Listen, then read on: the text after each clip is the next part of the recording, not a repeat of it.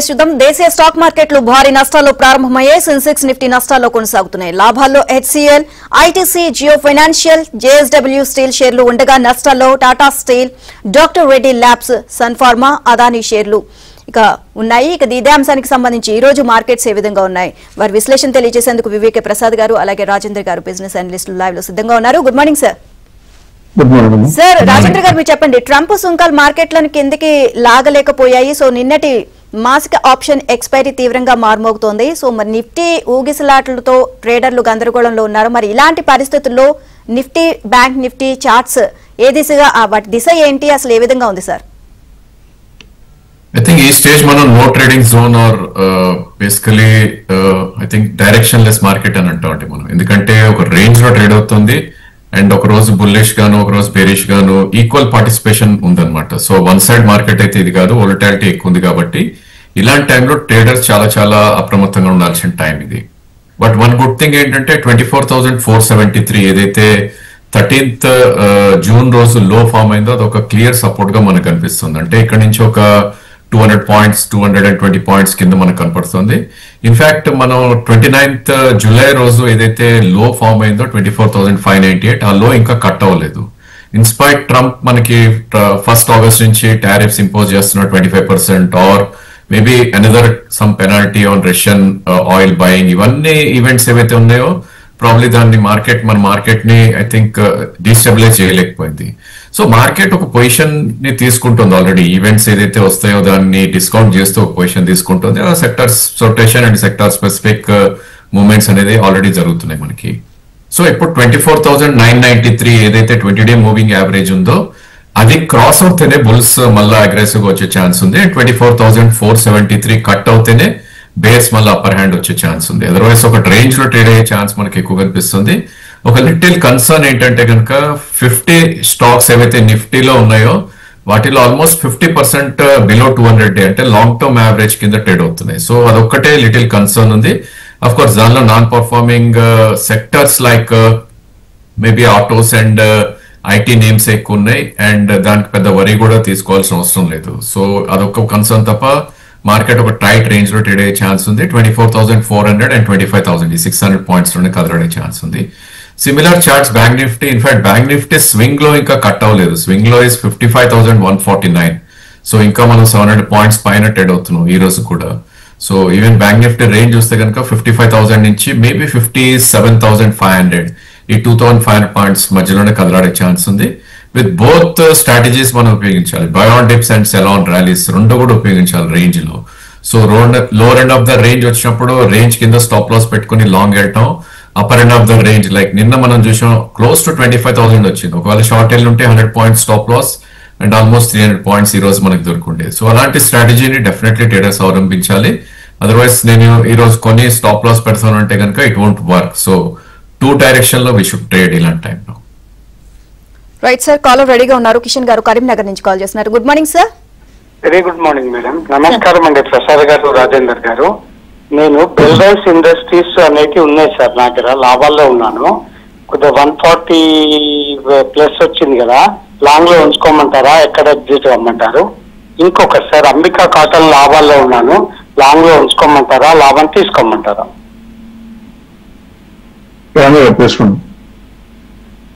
Yeah, I think Ambika Cotton probably again it's a textile name అండి. Long లో లాభంలో ఉన్నారంటే కనుక basically I think you should try to I think book some profits ఇక్కడ. And మీరు అడిగిన రెండు నేమ్స్ కూడా it's they not familiarly traded. So Ambika cotton of course definitely profits అనేది బుక్ చేసుకోవాలి.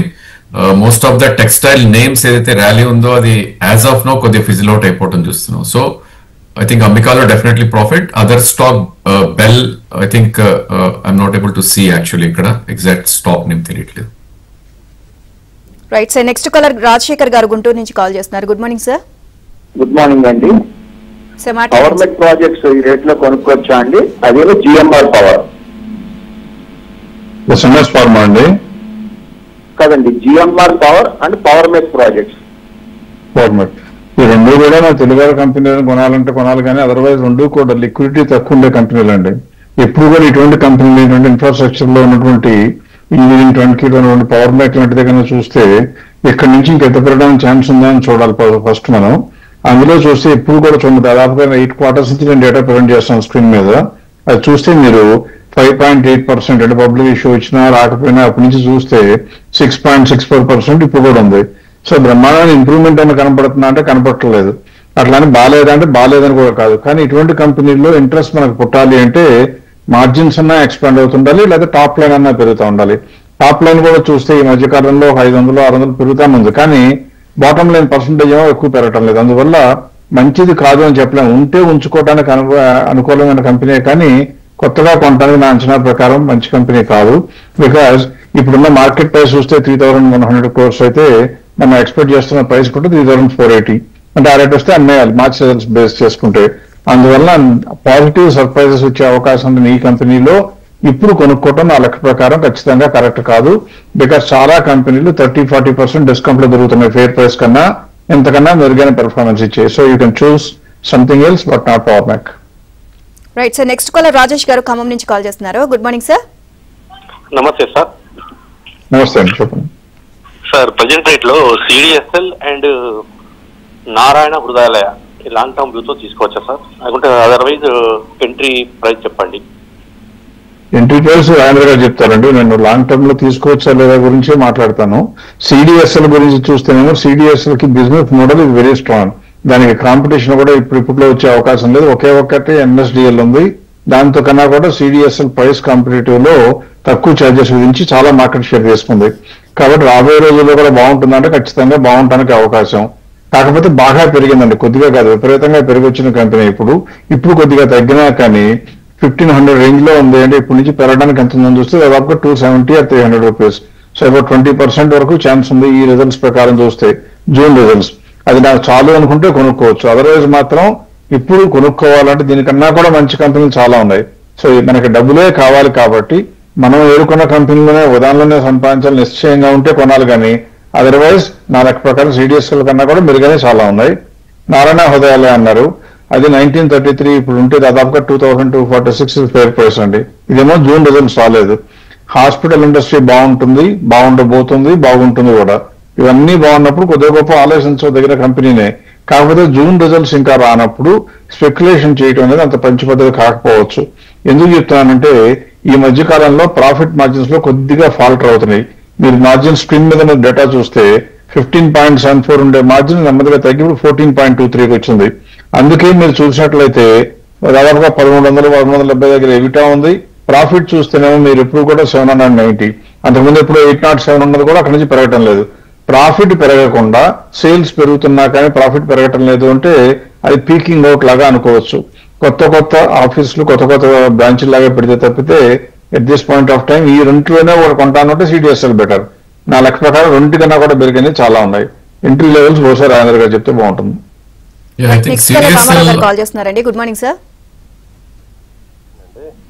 హలో గుడ్ మార్నింగ్ అండి సార్, మాట్లాడండి సార్. నాకు ఒక 2 స్టాక్స్ సార్. ఒకటి Suprajit engineering and Elecon engineering అండి. ఈ రెండింటి గురించి చెప్పండి సార్.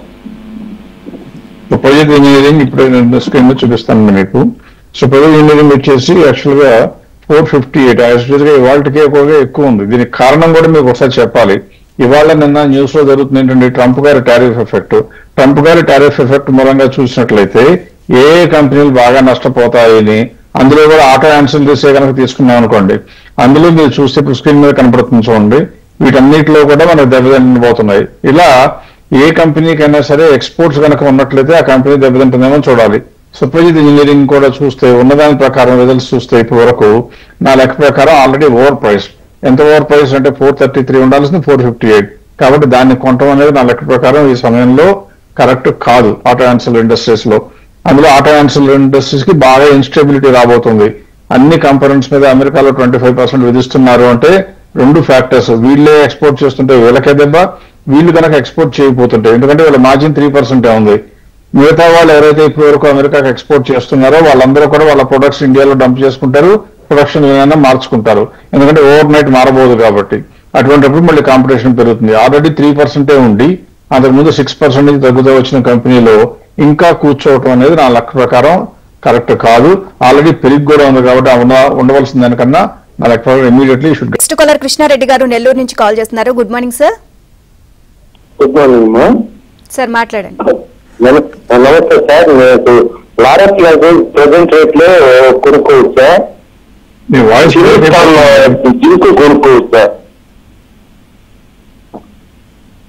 వాయిస్ కరెక్ట్ వినిపించలేదండి. హిందుస్థాన్ జింకు లారస్ ల్యాబ్ ఆ రెండు కొనుక్కోవచ్చు సార్ ప్రెసెంట్ రేట్ లో? ఐ థింక్ హిందుస్థాన్ జింక్ మీరు అక్యుములేషన్ స్టార్ట్ చేయొచ్చు. అర్థమైందండి. సో హిందుస్థాన్ జింక్ ఆల్రెడీ 807 నుంచి కరెక్ట్ అవుతూ 398 దాకా కూడా లో రావటం చూసామండి. లాస్ట్ 3 to 4 months లో ఇది ఒక రేంజ్ లో ట్రేడ్ అవుతున్న స్టాక్ నేమ్ ఇది. సో బిట్వీన్ 378 నుంచి 470 మధ్యలో ఈ 100 రూపీస్ లో ట్రేడ్ అవుతుంది. సో కరెంట్లీ మనం ఎగ్జాక్ట్లీ మిడ్ పాయింట్ దగ్గర ఉన్నాం. అరౌండ్ 421 దగ్గర ట్రేడ్ అవుతున్న స్టాక్ ఇది Hindustan zinc. So definitely I think accumulate అయితే చేయొచ్చు 380 వచ్చే వరకు. అంటే ఇంకో 40 రూపీస్ కరెక్షన్ వచ్చినా కూడా మీరు 2-3 ప్రైస్ పాయింట్స్ లో అక్యుములేట్ చేయాలి. అట్లీస్ట్ మీకు 3 to 5 quarters టైం ఫ్రేమ్ ఉంటే. సో ఈవెన్చువల్లీ ఇది 575 to 580 పైకి వెళ్ళే ఛాన్స్ అయితే కనిపిస్తుంది. అండ్ లారస్ ల్యాబ్ గురించి అడిగారు. Of course it's a very good name. And 5 years high ఏదైతే ఉందో 725 బ్రేక్ అవ్వగానే ఇమీడియట్లీ 920 దాకా కూడా వెళ్ళటం చూసాం. సో ఇప్పుడు ఓవరాల్ ఫార్మాలో కరెక్షన్ వస్తే ఈ స్టాక్ లో కూడా కరెక్షన్ వస్తుంది. సో టెక్నికలీ అన్చార్టెడ్ జోన్ లో ట్రేడ్ అవుతుంది ఇప్పుడు లాస్ట్ 5 years డేటా తీసుకుంటే. అండ్ లాస్ట్ వీక్ అబౌట్ 920 అనేది హై ఫార్మ్ అవటం చూసాం. సో 30% రిట్రేస్మెంట్ మనం తీసుకున్నా కూడా 300 రూపీస్ పెరిగినాక 90 రూపీస్ పడే ఛాన్సెస్ ఉంటుంది. సో 830 దగ్గర ఒక మేజర్ సపోర్ట్ ఉంటుంది స్టాక్ కి. ఆల్మోస్ట్ అదే 20-day moving average. And swing లో చూస్తే కనుక 790 దగ్గర ఉంది. సో మీ క్వశ్చన్ ఆన్సర్ ఇమీడియట్లీ కొనాల్సిన అవసరం అయితే కనపట్లేదు. బట్ 830 to 790 మధ్యలో లారస్ ల్యాబ్ అక్యుములేట్ చేయొచ్చు. లేదు నేను మిస్ అయిపోతున్నాను అంటే కనుక ఆల్రెడీ టాప్ నుంచి 920 to 870, 50 రూపీస్ పడింది కాబట్టి ఇక్కడ ఒక 20% of the quantity and balance 80% 790 వచ్చేసరికి should be fully invested. And eventually ఇది నెక్స్ట్ కపుల్ ఆఫ్ ఇయర్స్ లో 1140 దాకా కూడా టార్గెట్ మనం పెట్టుకోవచ్చు లారస్ ల్యాబ్ కి. రైట్, నెక్స్ట్ కాలర్ చైతన్య గారు కాల్ చేస్తున్నారండి. గుడ్ మార్నింగ్ అండి.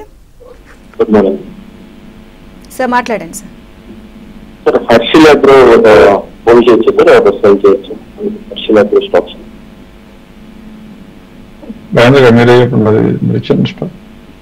I think it's BSE stock అనిపిస్తుంది హర్షిల్ అగ్రో మీరు అనేది. I think agro space most of the stocks అన్ని కూడా ఇప్పుడు they are doing good. So better name లో ఉంటే it's a good idea. So actually ఈ స్టాక్ మనం చూస్తే కనుక I think it's a penny stock. So eventually ఇది 1 rupee లో ట్రేడ్ అవుతున్న name.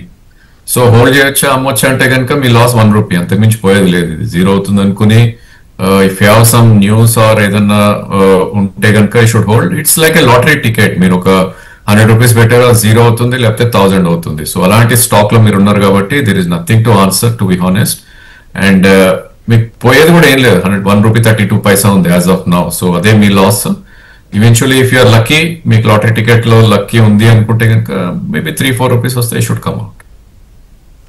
Right, next caller Satyanarayana garu call చేస్తున్నారు. Good morning sir. Good morning అమ్మా.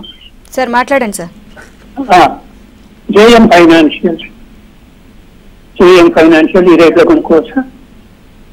ఫైనాన్షియల్ స్టాక్స్ లో మీరు చూడాల్సింది ఎప్పుడు కూడా ఇంట్రెస్ట్ కనుక రెడ్యూసింగ్ సైకిల్ లో ఉంటే కొద్దిగా బెటర్ అండి. కానీ జేఎం ఫైనాన్షియల్ ఏమైందంటే ఈ మధ్య కాలంలో కొద్దిగా పెరిగిన స్టాక్ తగ్గినా, ఇప్పుడు ఈ మధ్య తగ్గినా కానీ జూన్ లెవెల్స్ ఇంకా అనౌన్స్ చేయలేదు. మామూలుగా ఫైనాన్స్ కంపెనీలు తొందరగానే అనౌన్స్ చేస్తాయి. బట్ జేఎం ఫైనాన్స్ ఇంతవరకు జూన్ రిజల్ట్స్ ఇంకా ఇవ్వలేదు. రిజల్ట్స్ ప్రకారం చూస్తే మీరు అక్కడ పర్ఫార్మెన్స్ ఒకసారి స్క్రీన్ మీద షేర్ చేస్తున్నాను. అది మీరు చూస్తే నెట్ ప్రాఫిట్ మార్జిన్ చూడండి. ఒకసారి ఏమో ఎగిరి పడుతుంది, మళ్ళీ డామన్ బోర్లా పడిపోతుంది, మళ్ళీ పడుతుంది, అట్లా రివర్స్ అవుతా ఉంది. ఇప్పుడున్న మార్జిన్ చూస్తే కనుక 17.87 ఉన్నది very good company, very good margin as of March కి. అదే గ్రోత్ కనుక సస్టైన్ అవుతుంటే మామూలుగా అయితే కొనొచ్చేమని ఆలోచిస్తాం. కానీ మన అంచనా ప్రకారం చూస్తే దాని ప్రకారం ఫెయిర్ ప్రైస్ కన్నా కూడా ఆల్రెడీ ఎక్కువలో ఉంది. సో ఈ రేట్ లో కొనొచ్చా అంటే నా అంచనా ప్రకారం 80 రూపీస్ లో 52 వీక్ లో అక్కడి నుంచి దాదాపుగా డబల్ అయిపోయి 160లో ఉంది. 100% పెరిగిన తర్వాత మళ్ళీ ఇప్పుడు కొనొచ్చా అంటే ఇప్పుడు వచ్చినటువంటి సపోర్ట్, వచ్చిన ప్రాఫిట్ లో జంప్ నా లెక్క ప్రకారం మనకి సూటబుల్ కాదు. మనం కొనుక్కోవాల్సినటువంటి అవసరం లేదు. కాబట్టి తొందరపడకుండా ఫైనాన్స్ కంపెనీలో మిగతా ఆలోచించను, కానీ జేఎం ఫైనాన్స్ వాళ్ళకి వెళ్ళకుండా ఉంటమే మంచిది. ఓకే అండి, నెక్స్ట్ కాలర్ శివనాగేశ్వరరావు గారు కాల్ చేస్తున్నారు. Good morning sir. నమస్తే మేడం. సార్ మాట్లాడండి sir. CTL limited, HLV limited, ఈ రెండు గురించి తెలుసుకోవాలనుకుంటున్నామండి. హెచ్ఎల్వి ఒకటి, ఇంకోటి ఏదండి? హెచ్ఎల్వి లిమిటెడ్ అండి. ఇంకోటి ఏదో చెప్పారు. డిటిఎల్ ఈ రెండు చిన్న చిన్న కంపెనీలు అండి. యాక్చువల్ గా నేను 1000 కోట్ల కన్నా తక్కువ ఉన్న కంపెనీ అసలు నా రాడార్ మీదకి రానివ్వండి, చూడటానికి కూడా పెద్దగా ఇష్టపడను. కారణం వేరే కోపం లేదు. రిటైల్ ఇన్వెస్టర్స్ మనం ఎప్పుడు కూడా కొనుక్కున్న కంపెనీలో సత్తా ఉందో లేదో చూడాలి. తర్వాత అమ్ముకోవాలంటే క్వాంటిటీ ఉండాలి, కొనుక్కోవాలంటే క్వాంటిటీ ఉండాలి. కొద్ది పెద్ద కంపెనీ అయితే మన మూలంగా ప్రైస్లు పైకి కిందకి ఆడకుండా ఉంటే నష్టం కాదు. అలా కాకుండా ఇటువంటి చిన్న కంపెనీలు కొనుక్కుంటే వచ్చే ఇబ్బంది ఏంటంటే మనం అమ్మాలంటే కొనేవాళ్ళు ఉండరు, కొనాలంటే అమ్మేవాళ్ళు ఉండరు. కొనేటప్పుడు ఎక్కువలో కొంటాం, అమ్మేటప్పుడు తక్కువలో అమ్ముతాం. అందువల్ల I normally prefer not to comment. HLV గురించి చెప్పాలంటే it's a pump and dump stock అంటారండి. ఏంటంటే మనకి స్టాక్ ని పైకి తీసుకెళ్లి టోటల్ రిటైల్ ఇన్వెస్టర్స్ కంటగట్టేసి ఆ స్టాక్ వదిలేయటం. సో ఇది it's a very famous word stock market లో. మనం చూసాం ఇది 2023 జూలైలో 12 రూపాయలు ఉన్న స్టాక్ 2024 ఫిబ్రవరి వచ్చేసరికి ఆల్మోస్ట్ 8 months లో 42 రూపీస్ దాకా పట్టుకెళ్ళారు ఆ స్టాక్ ని.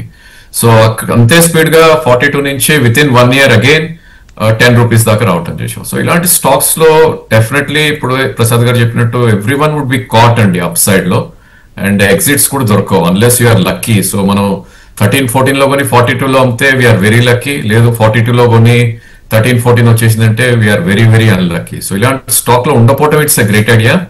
ఒకవేళ మీ దగ్గర ఉంటే కనుక నా ఉద్దేశంలో ఇది 17 నుంచి 21 మధ్యలో మేబీ అక్కడికి వెళ్ళే ఛాన్సెస్ ఉంటుంది. అది కూడా స్పెక్యులేషన్ లో, and if you're lucky so అక్కడ ఎగ్జిట్ అవటం it's a great idea. Right sir, next caller Chandrasekhar గారు కాల్ చేస్తున్నారు. Good morning sir. Good morning madam. Sir మాట్లాడండి సార్. సార్ నమస్తే సార్. మేము ఎన్టీపీసీ ఎన్సీసీ తీసుకున్నాము. అది ఎట్లా సార్, అట్లా ఓల్డ్లో ఉండేదే సార్? NTPC and NCC sir. NTPC NCC Nagarjuna construction NCC infrastructure ఉన్న కంపెనీల్లో కొద్దిగా తెలుగువారి కంపెనీల్లో కూడా కొద్దిగా మర్యాద ఎక్కువ ఇవ్వబడే కంపెనీ అండి. ఆ కంపెనీ యొక్క పెర్ఫార్మెన్స్ ఎప్పుడు స్టేబుల్ గా ఉంటూ ఉంటుంది. దాన్ని ఇప్పుడు వాళ్ళ రోజు కొనుక్కోవచ్చు అంటే గ్యారంటీగా కొనుక్కోవచ్చు. ఎందుకంటే మార్చ్ రిజల్ట్స్ వచ్చినాయి, జూన్ రిజల్ట్స్ రాలేదు. జూన్ రిజల్ట్స్ వచ్చిన తర్వాత కూడా ప్రభుత్వం ఫోకస్ అంతా ఇన్ఫ్రాస్ట్రక్చర్ మీద ఉన్నప్పుడు కాంట్రాక్ట్లు ఇస్తూ సెంట్రల్ గవర్నమెంట్ ఇచ్చే వర్కుల్లో కాంట్రాక్టర్లను ఎవరిని ఇబ్బంది పెట్టకుండా పేమెంట్స్ కూడా చాలా ఫాస్ట్ గా రిలీజ్ చేయడం, ఇన్ఫ్రాస్ట్రక్చర్ లో ఉన్న రోడ్ వర్క్స్ అయితే మరీ ఫాస్ట్ గా రిలీజ్ చేయడంతో ఇటువంటి కంపెనీలన్నిటికీ కూడా క్యాష్ ఫ్లోస్ లో కొద్దిగా ఇబ్బందులు అంతకు ముందు ఉండేటివి లేకుండా తగ్గినాయి. అందువల్ల ఎక్స్పాన్షన్ ఉంది, ఎక్స్పీరియన్స్ ఉంది, ప్రమోటర్లు మంచి వాళ్ళు ఇప్పటి నుంచి ఉన్నారు కాబట్టి డెఫినెట్ గా ఇది కంపెనీ మంచిదే, మీరు కొనుక్కోవచ్చు. పైగా ఇప్పుడు కూడా చూస్తే మార్చ్ రిజల్ట్స్ ప్రకారం చూస్తే కూడా దగ్గర 285-290 వరకు ఉండాలని మా అంచనా. అంటే ఇవాళ ముందు 280, దాదాపుగా 40% కాకపోతే 35% ఉంది. సో ఇది కొనుక్కోవాలి. ఇందులోనే కొనుక్కోవచ్చా వద్దా అంటే నా లెక్క ప్రకారం కొనుక్కోవచ్చు అనే చెప్తాను. మిగతా కంపెనీల గురించి కనుక చూస్తే దీనికన్నా మెరుగైన కంపెనీలు ఉన్నాయి. కాకపోతే జూన్ రిజల్ట్స్ వచ్చిన తర్వాత, జూన్ రిజల్ట్స్ వచ్చి బాగుంటే కనుక ఇంకా పెరిగే ఛాన్స్ ఉంది. So I think it's reasonably safe bet for you to buy. Right, next caller Kumar గారు కాల్ చేస్తున్నారు సార్ బెంగళూరు నుంచి. Good morning sir. Good morning Rajender గారు. నాకు 2 స్టాక్స్ మీద ఇన్ఫర్మేషన్ కావండి. తిలక్ నగర్ మాట్లాడే 300 స్టాక్స్ 180 ఉన్నాయండి. అది ఇప్పుడు మనం కంటిన్యూ చేయొచ్చా లేదంటే సెల్ చేయొచ్చా? ఇంకొకటి వచ్చి క్వాలిటీ పవర్ ఎలక్ట్రిక్ ఎక్విప్మెంట్స్ అండి, ఇక్కడ పొజిషన్ తీసుకోవచ్చా అండి? 2 స్టాక్ మీద ఇన్ఫర్మేషన్ కావాలండి. తీసుకోండి రాజేంద్ర గారు. Stocks ఇన్పడలేదు actually. 300 ఉన్నాయి, 180 ఉంది. ఏదండి which one? Tilak Nagar industries. Tilak Nagar industries. I think definitely Tilak Nagar industries you can hold అండి. ఇక్కడ స్టాక్ మనం చూస్తే కనుక ఆల్మోస్ట్ ఐ థింక్ ఇది 170-190 మధ్యలో ఫ్లక్చువేట్ అవుతున్న నేమ్ ఇది. సో డెఫినెట్లీ ఈ స్టేజ్ లో అయితే హోల్డ్ చేయాలి. Of course lot of brewing companies they are not doing good. So I think మీరు 3 to 4 quarters వీ ఉంటే కనుక Tilak Nagar industries is hold అండి.